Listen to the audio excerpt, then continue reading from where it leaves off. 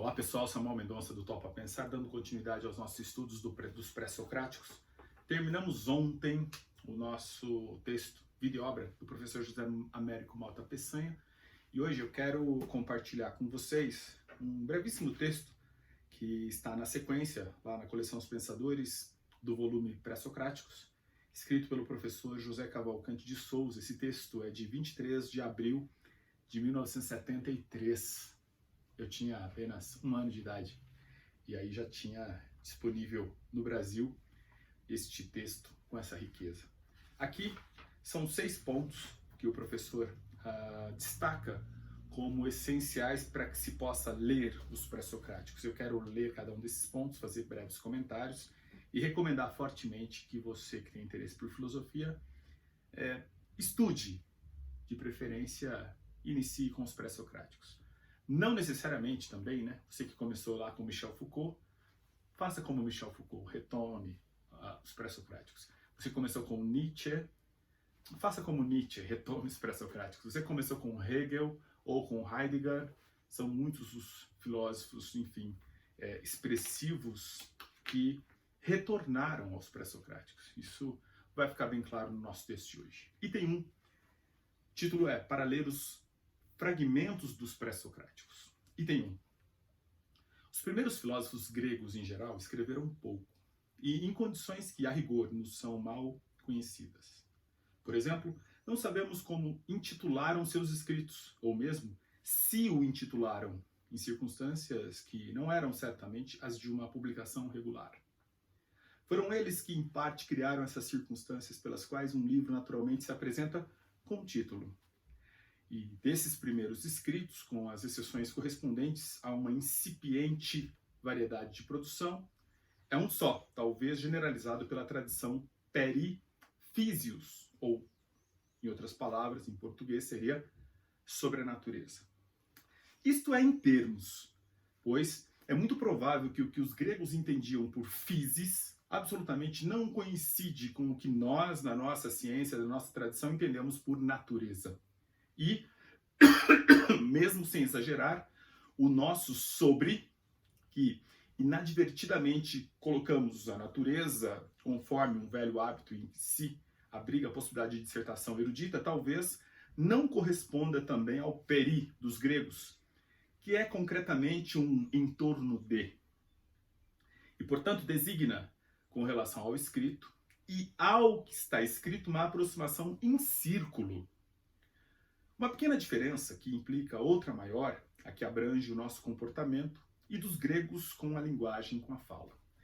Vejam que neste primeiro item, o professor faz o alerta em relação à compreensão de termos no próprio contexto dos pré-socráticos. Não é porque nós temos um título sobre a natureza que nós teremos o entendimento do que para nós hoje, no século XXI, significa tanto a preposição sobre como natureza. É preciso ler os pré-socráticos conforme o seu contexto, que entendimento se tinha por natureza naquele período. E isso vai acontecer também com outros diversos fragmentos de todos os pré-socráticos. O caso precisamente de Heráclito, que vai falar de luta de contrários, que vai falar de fogo. Todos esses termos eles têm um sentido muito próprio para os pré-socráticos. É a primeira advertência para ler os filósofos pré-socráticos. É preciso tentar recuperar o entendimento que se tinha à época. É evidente que nós não vamos conseguir fazer isso plenamente, porque nos faltam elementos do que efetivamente viveram os gregos. Os seus escritos chegaram de forma muito fragmentada quando chegaram. Então tem uma série de, inclusive, especulações, como nós vimos nos últimos textos, nas últimas leituras, até mesmo sobre a existência de alguns desses pré-socráticos. Sigamos para o item 2, que tem a ver com essa questão da formulação e da própria composição dos textos.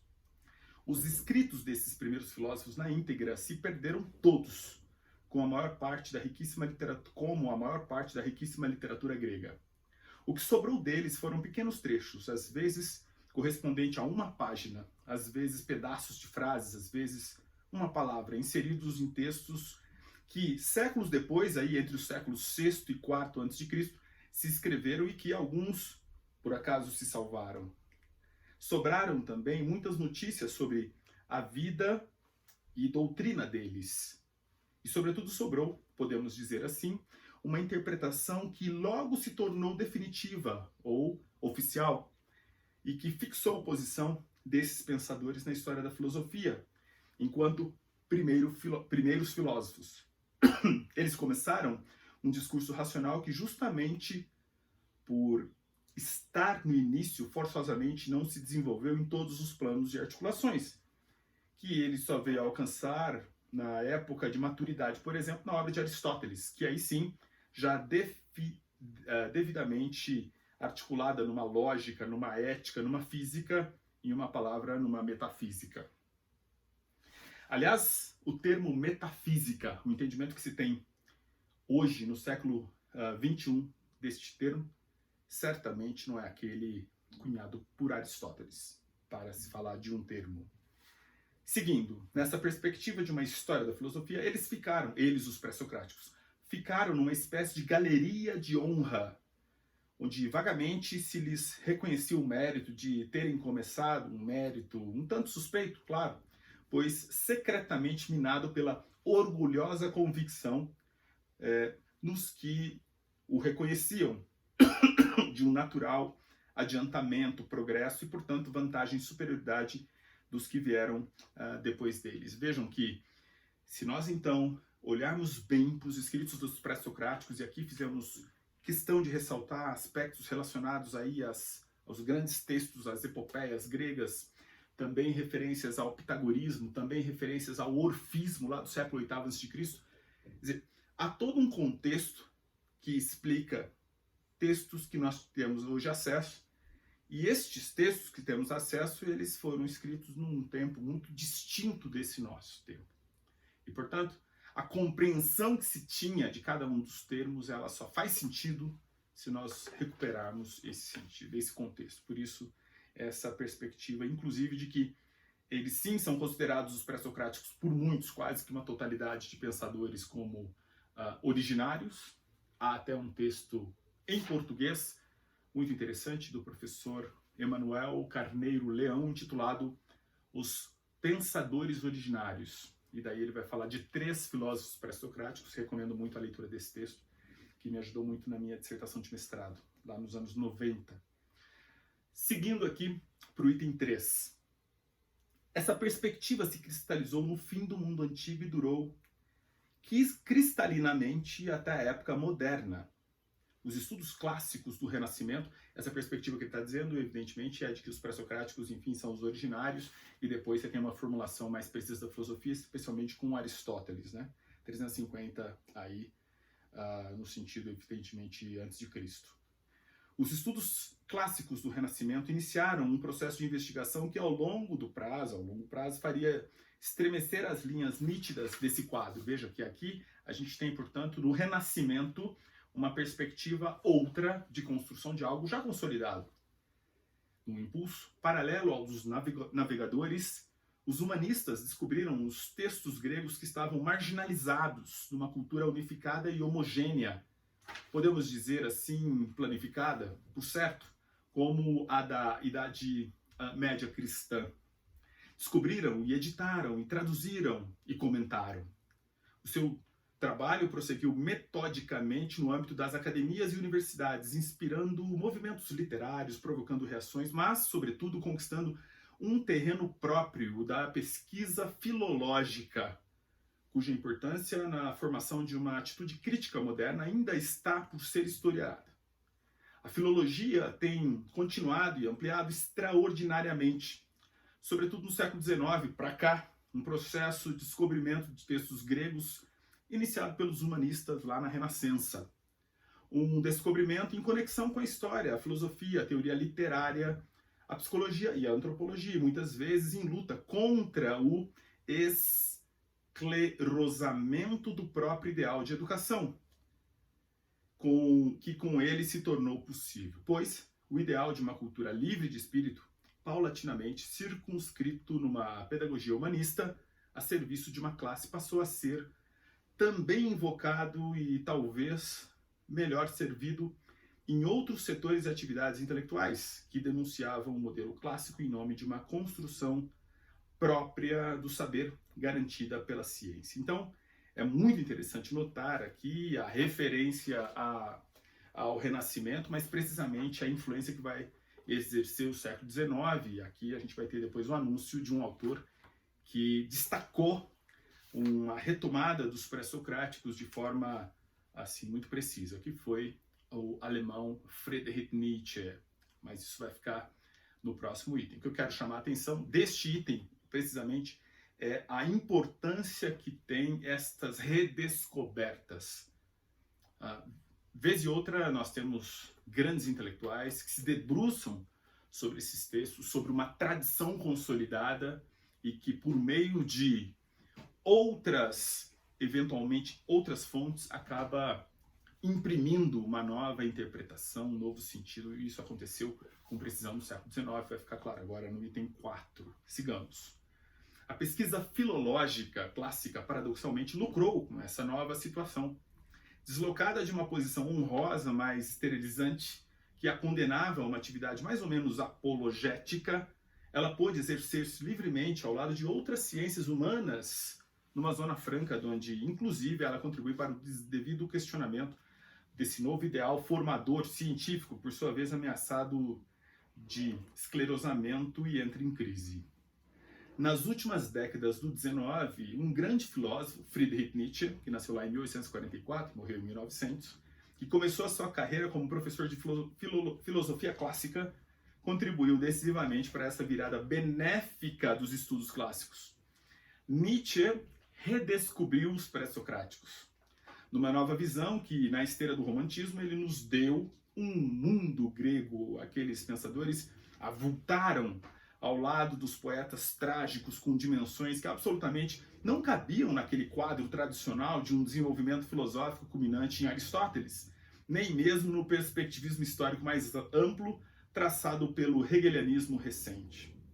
Libertados desses esquemas, eles vão invocados por Nietzsche em sua polêmica contra a cultura da época, cujas raízes ele procura seguir até o racionalismo socrático e platônico, e mostrados em sua solidariedade profunda com a espiritualidade agonística do mundo grego, um mundo inteiramente deformado pelas lentes de nossa visão tradicional cristã e racionalista. Vejam que no 19 Nietzsche vai ter uma importância capital, seja pela crítica à cultura, crítica essa que faz a partir de uma recuperação do helenismo, de uma recuperação do período trágico, tanto que um dos primeiros escritos deste autor, ou os seus primeiros escritos, os escritos que vão ter na leitura do professor Rogério Miranda de Almeida, vão ser intitulados como Escritos Trágicos, ou do período trágico, que é uma preocupação do primeiro período, por assim dizer, de Nietzsche, numa classificação meio que até comum entre muitos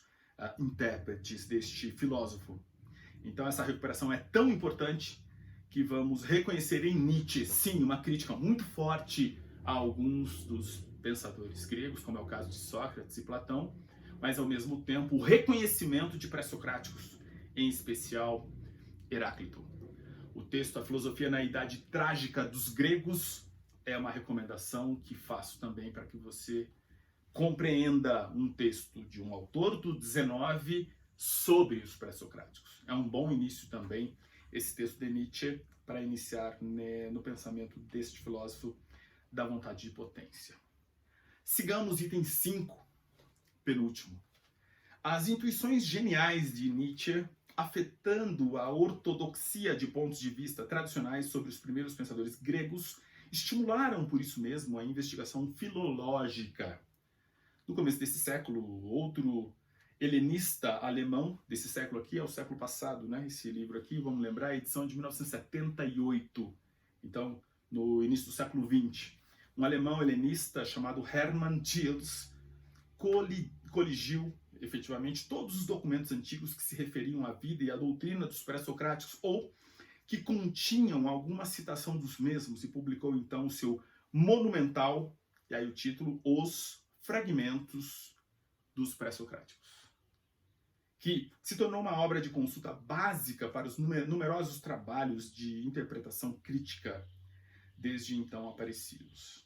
A rica profusão deles tem o seu preço e sua glória. Aqui vai a crítica ao Deus e também, evidentemente, a sua glória.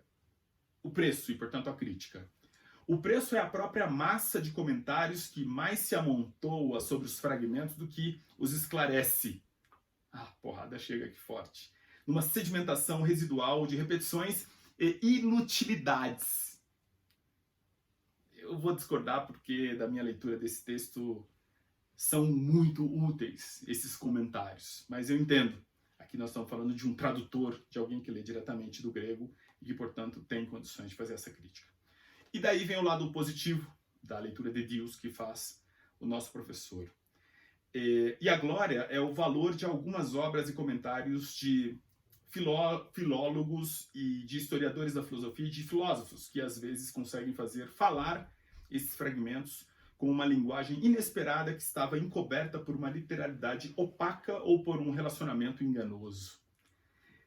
Entre esses bons comentários de inspiração e tendências diferentes, cabe ressaltar os de outro filósofo alemão, Martin Heidegger, que os tem feito com a mesma radicalidade de um Hegel, de um Nietzsche, e sob o impulso de uma reflexão poderosa sobre a essência do pensamento ocidental.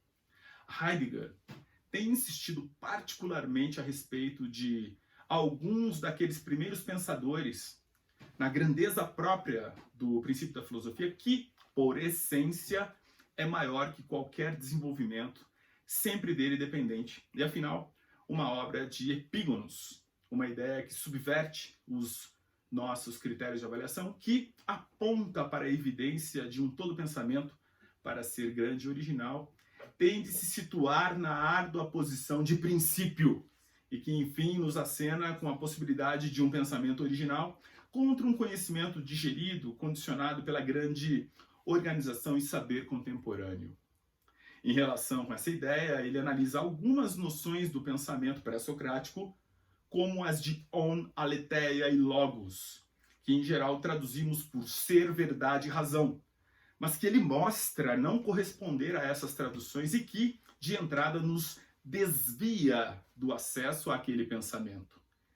E essas análises se incorporam numa reflexão profundamente atual, que com elas interroga sobre o sentido último da ciência e da técnica modernas, que persegue uma filiação subterrânea dessas à tradição metafísica do Ocidente, cujo superamento se impõe desde então como um tema necessário. Aqui, um parênteses para também fazer aqui referência a este autor, que é o Heidegger, embora tenha toda uma crítica em relação a esse autor, em relação à sua relação com a questão do nazismo, mas aqui fazendo uma diferenciação entre a sua vida propriamente dita e seus escritos, é preciso reconhecer na sua busca pela essência ou por uma discussão metafísica um autor que realmente recomeça com os pré-socráticos e vai mostrar a importância de fazer esse percurso para a construção, para alguma originalidade.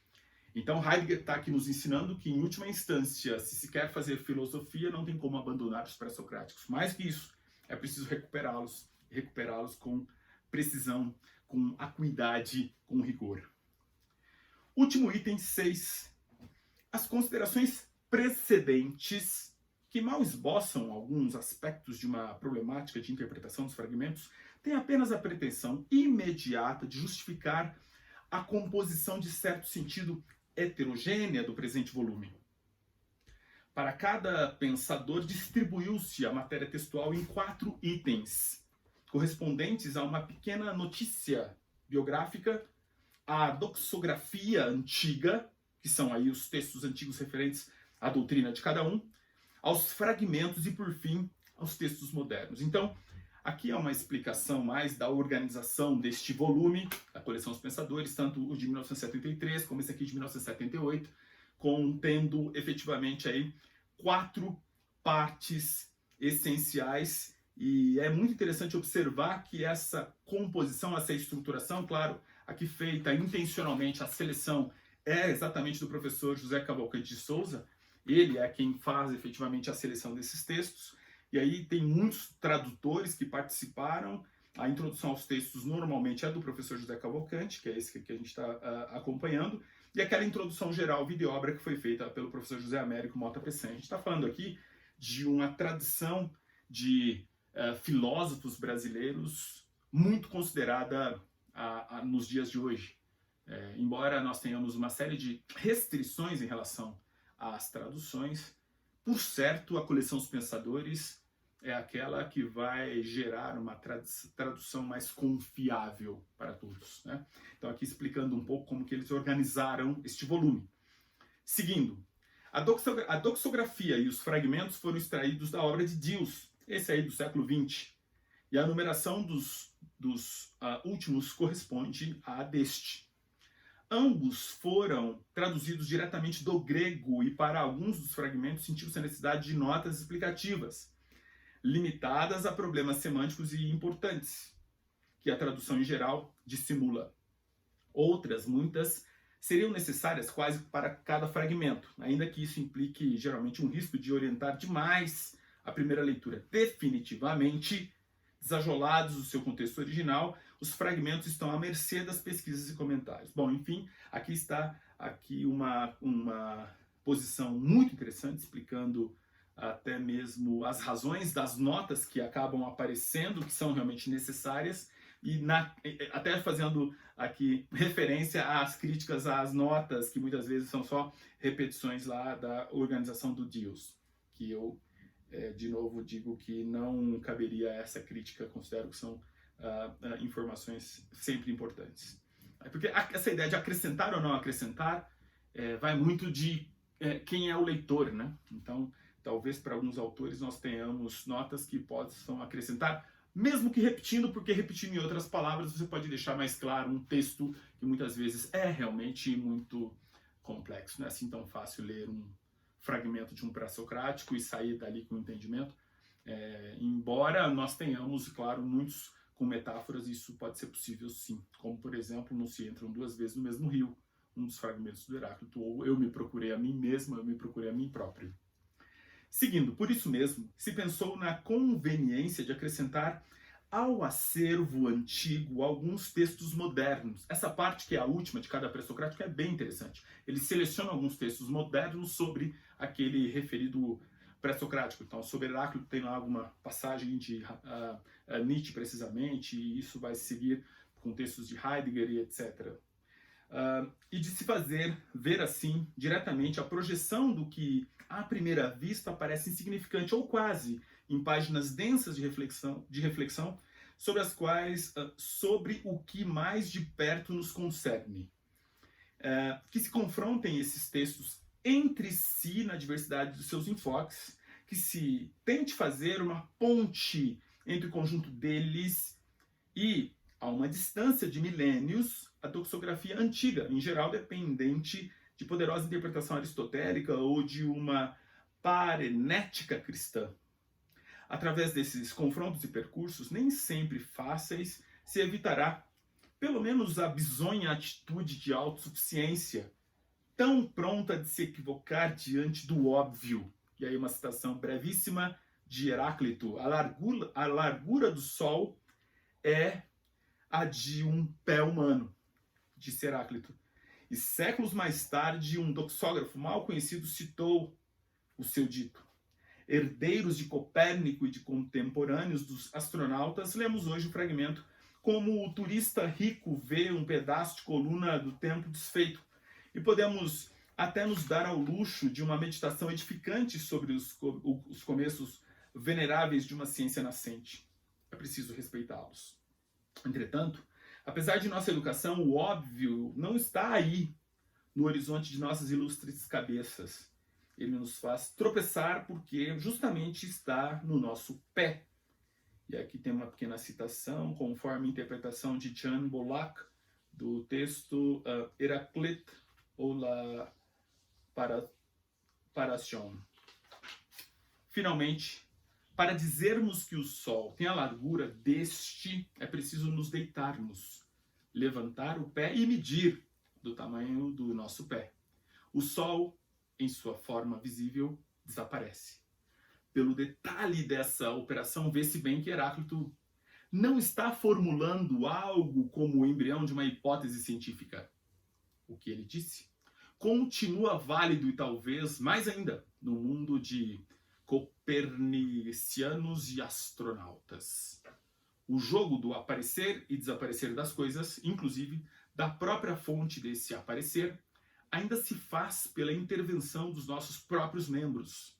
Com um bom pé dos caminhos habituais, também palmilhamos outros, mais nobres. Método em grego é caminho, afinal de contas. Assim somos feitos. Por fim, situações como essa podem configurar-se a cada aparente banalidade no dizer dos fragmentos. Que o leitor saiba encontrá-las e explorá-las. E em vez de um entendimento fácil e digerido, descobrirá em si uma indagação sobre o que há de mais radical em nossa cultura, em nosso destino e nossa vida. Assim começa a filosofia, como também está nos fragmentos. E aqui a gente tem o término da introdução feita do volume Os Pré-Socráticos, a edição de 1978, e aí depois iniciaremos com a leitura de fragmentos. O primeiro dos pré-socráticos aqui vai ser Tales de Mileto, e aqui a gente vai ter a sequência conforme nós já tivemos na leitura do vídeo obra do professor